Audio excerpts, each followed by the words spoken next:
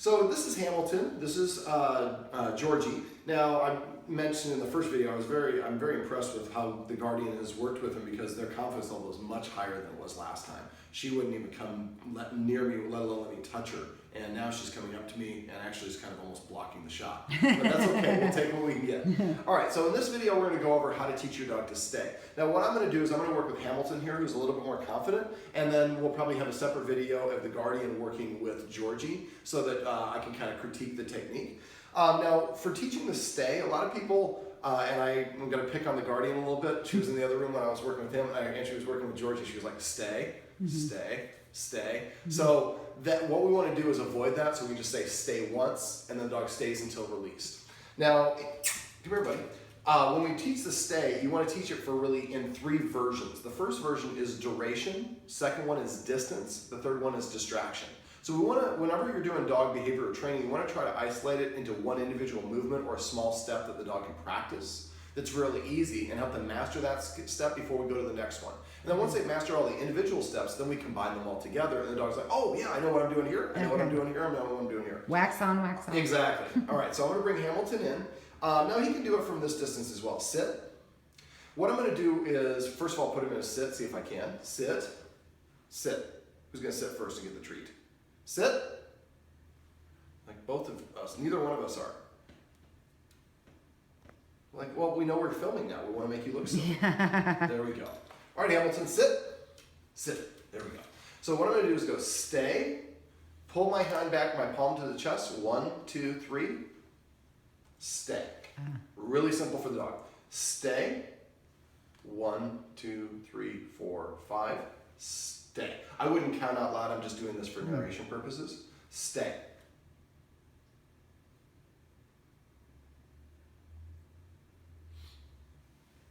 Stay.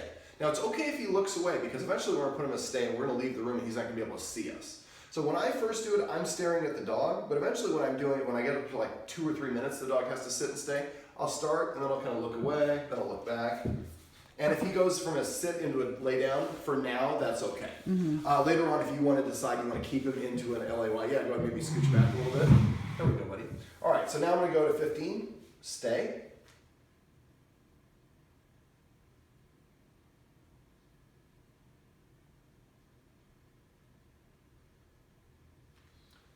Stay. Now, he's laying down, so he's not doing it, but and I worked with him a little bit before we started filming this, but sometimes they'll stay for a minute and they're looking at you, they're like, oh, he's not moving, he must want me to do something else. And they try to go in the LAY or show you their paw or whatever the tricks and commands they know are. So if they do that, if I go stay and I pull my hand back and the dog starts to move from a sit into a down, I'll go like this with my hand. Just a little bit of a movement and then, oh, he's about to give me the treat, and it kind of steadies them. Now, when you're doing this, for my different dogs, you have different tolerances for this.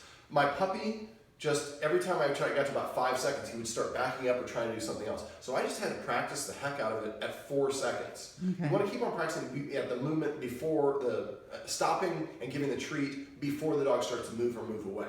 Once I got to that point, he was just like, oh, so I stay here for 4 seconds, and I did that for a day or 2, and then I could go to 5 seconds, 6 seconds, 7 seconds. Now I'm at like 2 minutes. Now he's just lying down. But right now, I don't think he even knows to stay. He just happens to be as casual. The guy has treats. I'm going to stay right here in front of him. Again, this is we put our dog in a position to succeed. It's really easy for him to do this. So what we want to do is we want to keep on going up to 5 minutes. Now, we're not going to do that at first. At first, it's maybe 1 to 3 seconds, 5 seconds, 7 seconds, 10 seconds. And you do it for about 10 or 12 treats. And you get yourself up to maybe about 20, well, again, it's going to depend on the dog. But you want to keep these short, like, normally you want to do training 1 to 2 minute training sessions. This one will go up to 5 minutes. Now, what I found the most effective, this is a technique that is really cumulative. You need to practice a lot of it in very short repetitions. So I call them training sprints. So what I do throughout my morning is I will just do a quick little 1 minute with one dog, a minute or 2 with each dog. So it takes about 10 minutes. And then I go about my day, do some stuff, and then I come back and I try to do about 3 to 5 times a day. Just, about 10 minutes, 3 to 5 times a day. For the stay and stuff. Exactly. So the first stage is, again, just putting him into a stay and for duration. Now, when I get done, I always come up with a release word. And so the word that I use is break, and I do it like Okay. this, so I have a hand signal at the same time. Now the first couple times they don't know. Right. So I say break, and they're like, I'm just gonna stay here because we're shoveling treats into my mouth. Right. So to do it, the first couple times what I'll do is go like this, break. So when I say break, he moves away and he gets Yeah. the treat. And then he'll put it together. Yeah. Now, so always when you're doing it, you don't say break in between each individual one, just at the end. Very end. Now, eventually when you're doing it, you're going to say stay, and then he's not allowed to move until you come back and say break. So he can't auto-release. What a lot of people do is they train the dog in such a way that the dog thinks, I can stay here until I'm ready, and then I just walk away when I want. That's not a reliable stay. That's a good crash. Yeah. Um, And we do say crash. I love it.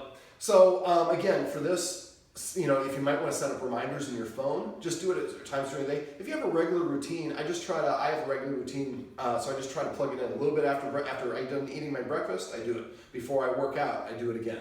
After I shower, I do it again. So just sprinkle out and... So I would have to incorporate working out and showering into my day. Just whatever you're doing in your personal day. Great. But yeah, you go grocery shopping, come back, put the groceries away, spend 10 minutes working with the dogs. Okay. Now this second stage, we're going to put the dog in, and this is why it's better if it's in a sit. I always try to get down. I want to put my face close to the dog, not right here, but I feel it's a little bit more, you have a better connection when you're a little bit closer to the dog. If you're standing, there's too big of a gulf. Let's try to get you over there and get you a little better camera angle. All right, so the next stage, sit. And she's just doing so. Sit. You can do it, buddy. Sit. Now this is escapability, so he's still a little bit trepidatious, so I want to be able, if I'm a little bit further away, I can run away if he tries to snatch me or something. That's okay, that'll come with time. Sit.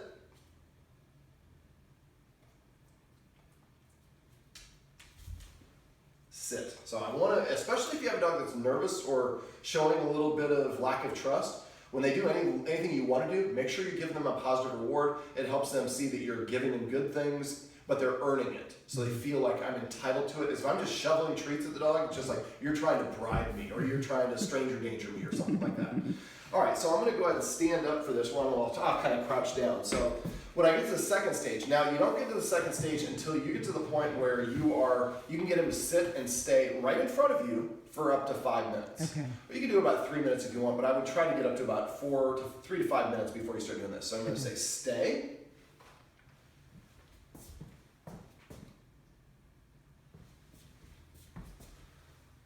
Stay.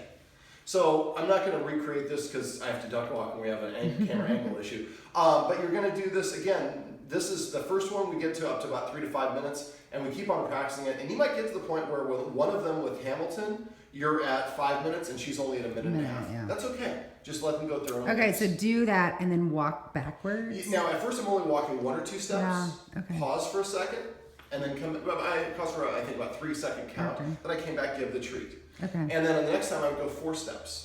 So again, you're gonna have about 10 or 12 treats. So each time you just go 1 step further.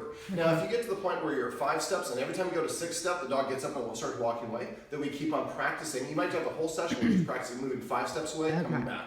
And so we're gonna help them until they get into a habit of doing it the way we want at that particular interval before we increase it. Okay. And then the third stage is we're gonna do it with distractions. So you're new to the second stage, but you're gonna do it with maybe your daughter banging a drum in the Yeah. next room. Now a drum, that would be probably too intense. We want to gradually ramp up the intensity Right. as well. You said like turn on. Yeah, maybe the stereo TV just a little bit. Or TV, yeah, with some people talking. Or somebody's going to be startling a little bit, but at a very low volume. So I can hear it, but I'm still able to stay focused here because I'm staying.